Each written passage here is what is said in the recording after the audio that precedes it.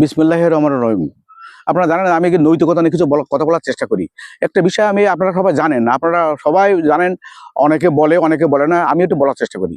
এই যে man power রপ্তানি বাংলাদেশের এই দেশটাকে যদি টিকিয়ে রাখে, দেশটাকে যদি অর্থনৈতিকভাবে কিছুটা ভালো থাকে, প্রধান একটি খাত কিন্তু বিদেশে ম্যান পাওয়ার রপ্তানি। এবং বাংলাদেশের পৃথিবীর বিভিন্ন দেশে প্রায় ১ কোটির অধিক আমাদের ভাইরা থাকে এবং তারা যখন যায় আমরা সব প্রত্যেকে জানি ভুক্তভোগী।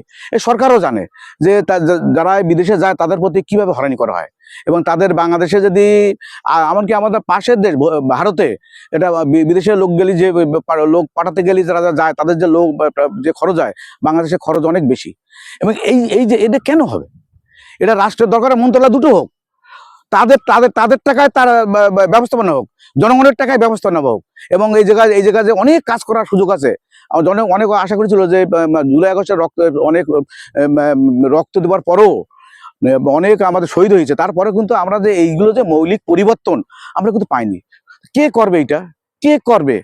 আমরা কি আমাদের ক্ষমতা যাওয়া মন্ত্রী হওয়া মানে কি শুধু সরকারি টাকা, জনগণের টাকায় গাড়ি চড়া এবং জাতীয় পতাকা ব্যবহার করে মর্যাদা রক্ষা করা? ও করে লাভ কি? ও করে লাভ কি? আপনার দ্বারা যদি মানবতা উপকৃত না হয়, সাধারণ জনগণ যদি উপকৃত না হয়, তাহলে আপনি এই পতাকা ব্যবহার করে আর এই রাষ্ট্রের জনগণের টাকা তেল খরচ করে লাভ কি?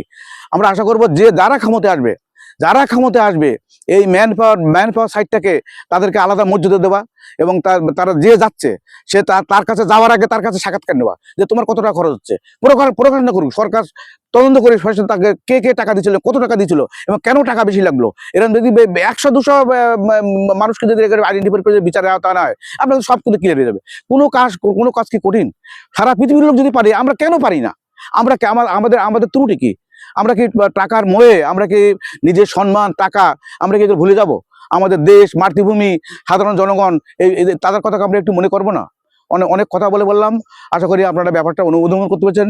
আমার সাথে থাকবেন, ভালো থাকবেন। খোদা হাফেজ।